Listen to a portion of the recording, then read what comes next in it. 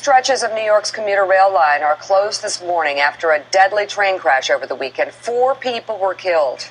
More than 60 were injured and 11 in critical condition. An early morning Metro-North commuter train traveling south from Poughkeepsie to Grand Central Station derailed in the Bronx. About 100 people were on the 7 cars, which came to a violent stop just short of a nearby river. The train was only about 12 miles away from its destination, and many were dozing off when the cars tumbled off the tracks. NBC's Tom Costello joins us live from the scene. Tom, is there any indication about the issue of speed playing a role in the crash?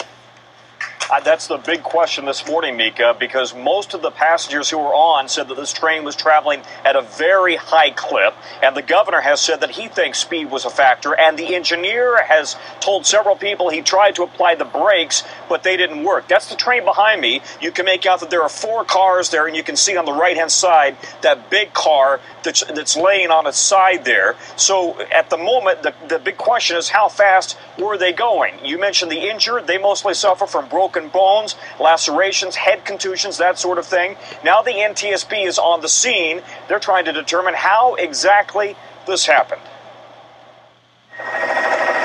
Early Sunday morning, a massive emergency response in New York. A twisted and broken Metro-North train on its side after crashing to a sudden violent stop. Passengers said it all happened in a blink. We were going fast, and as it hit the curve, it was flying. There was screaming and people crying out to God and asking for their families. It was pretty gruesome. The train left Poughkeepsie, New York at 5:54 a.m., bound for Grand Central Station in Manhattan. At approximately 7:20 a.m., less than 20 minutes from its final destination, it went off the tracks in the Bronx, right alongside the Hudson River. 7 cars pushed by a locomotive derailed. Dan Cohen's apartment is right above the crash. He took these first images. It sounded like a plane crash that just kept going on and on. You know, that buckling sound of the train, cars hitting each other and going on. It lasted for about 10 seconds. Arriving firefighters found 3 victims had been thrown from the cars. We had evidence of people under a couple of cars, so we actually used airbags to lift the car. The airbags can lift tremendous weight. In all, 4 dead, 63 injured. Already, the governor has said early evidence suggests the train may have been traveling much too fast. Coming into the Spuyten Duyvil station, the trains make this dramatic 90-degree left-hand turn, but in this case, the passenger cars went straight off the tracks and towards the Harlem River. Since speed was apparently a factor, the question is, why? We don't know what the train speed was, and we will learn that from the vehicle event recorders. And incidentally, we have recovered the event recorder off the cab car. There's been trouble near this section of track before. In July, a northbound freight train derailed near the same curve. Just last month, the NTSB raised concerns about track maintenance on Metro-North lines. Investigators will also look at whether the crew was paying attention. Recent fatal accidents in both California and Spain were tied to speed and distracted train operators who were texting. They will take a tox test of the crew immediately following the accident, and they'll look into their rest periods for the previous 72 hours. Fatigue is a critical issue in transportation. There's no reason why people coming home from a holiday should be dead. It's just no reason for it.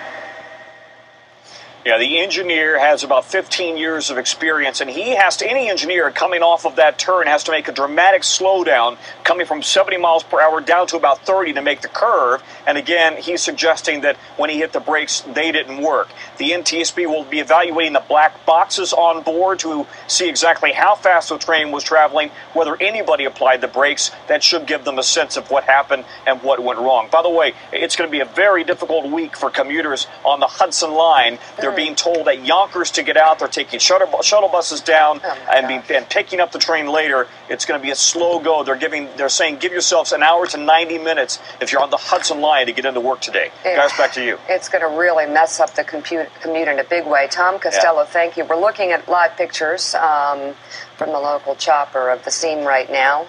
There's investigators working through the night. Yeah, there's something about this, Mika. I know. Everybody asking the same question. I mean, airplanes, you just hate to say, even though airplane safety in America now is just extraordinary. But you're not quite surprised that, sometimes when the plane crashes. I mean, There's so many variables going on, but here, these derailments. This is like the second, the third on Metro North. It's just insanity that they can't keep the trains on the tracks. And you have reports now surfacing that the tracks aren't updated, and they're not meeting safety standards. I'm not sure where all of our transportation dollars went and what's going on with these companies when you look at other countries, but how does this happen? I know it sounds really, quite frankly, Monday morning quarterbacking, but God, how does this happen at this point? You look around, Willie, New York City, and you look at, and we don't know right now what caused the wreck, but we're consumers of New York City airports. We're consumers of New York City roads. We're consumers of New York City area trains. And this really is some of the most battered, beaten up, crappy infrastructure in the nation. It is getting in and out of New York City is the one thing I hate about this city. I love Manhattan, and I love where I live outside of Manhattan, but God, it's a nightmare. We are a third world country in Manhattan, a third world country when it comes to transportation. They're working on the airports. Those are slowly but surely getting better. But I ride the subway home from work every day. Sometimes you stand on those platforms and you look at the tracks and you look at what's holding up the entire subway station. You go, my God, that's a relic of the turn of the last century. So obviously we don't know what the problem was here. The thing is, that turn, they say it's the speed in that turn. They've been making that turn for decades and decades and decades. People know to slow down, and it happens. There was an accident in July with a freight train and right around that same spot.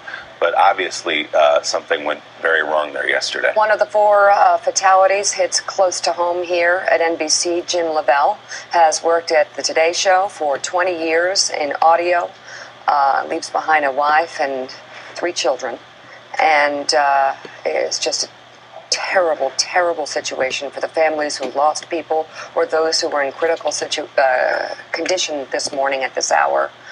Just taking the train from Poughkeepsie to Grand Central. Yeah.